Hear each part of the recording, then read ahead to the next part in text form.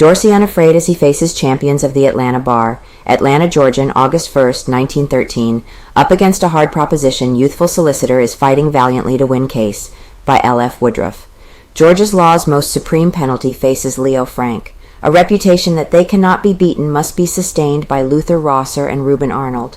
Atlanta's detective department's future is swaying on the issue of the Frank trial, but there is a man with probably as much at stake as any of the hundreds who crowd Judge Roan's courtroom, with the exception of Frank, and he is accepting the ordeal, though he realizes it as calmly as a person who has nothing more serious to decide than whether he will order his steak rare or well done at breakfast time.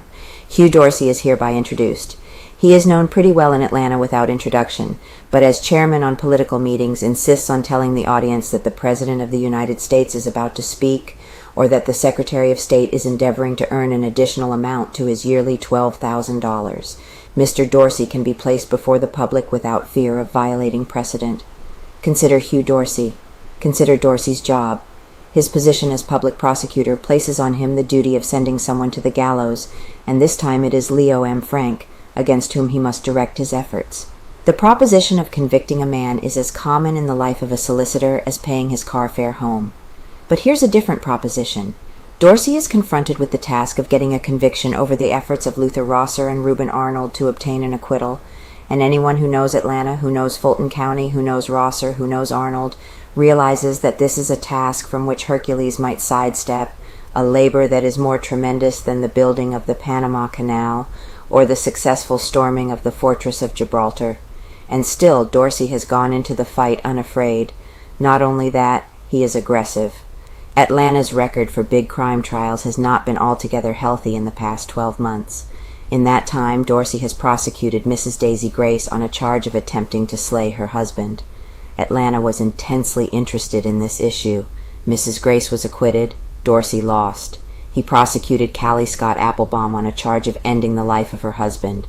Again, the public was deeply interested. Again, Dorsey lost. And then came the Fagan killing. Atlanta, Georgia, and the South demanded that her slayer be brought before the bar of justice and be given law's severest penalty. Frank was fixed upon by the police as the man. The grand jury indicted him, and Dorsey staked his all on his conviction. Luther Rosser had been retained by Frank's chief counsel. Dorsey smiled.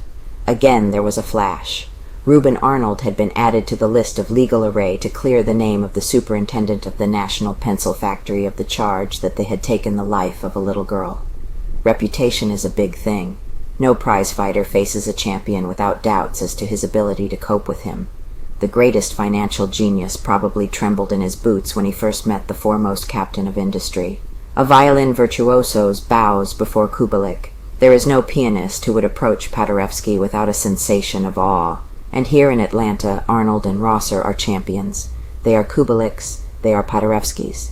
Hugh Dorsey hasn't quailed. Throughout the trial he has been desperately earnest. He realizes the work that is before him. If he has any enemies, they will admit that he has handled his case well. The Solicitor General is a great deal younger than his opponents. His hair is tinged with gray, and there will probably be more of those strands there before he is through with his clashes with the dynamic Rosser and the erudite Arnold. He is taking the case with intense seriousness. So far, Rosser's efforts to rattle him by calling him huge, my young friend, son, and bud, have been unavailing. The practical collapse of his detective testimony was enough to stun any man, but Dorsey stuck it out gamely. There is plenty of fight still in his eyes. It will be there if the case goes against him. His appearance would indicate that he is holding something back, something with which he expects to surprise his eminent opponents. Then there is Hooper. There is one thing that Spectator knows is Ebing held back. He is a quiet little man, with a scholarly face, a man who has already won the spurs in Georgia politics, but how has not figured extensively in the bigger criminal cases tried before Atlanta courts. The man is Frank Hooper. He has been on his feet but once. He made an impression then. And when the case comes to its crucial stages, it will be well to watch these two young lawyers arrayed against the admitted masters of their craft. She lithe and unknown Corbett sent the invincible John L. Sullivan to oblivion. Brian Du Bois Gilbert was unhorsed by Wilfred of Ivanhoe. Theodore Roosevelt ran second in a presidential race. Who knows?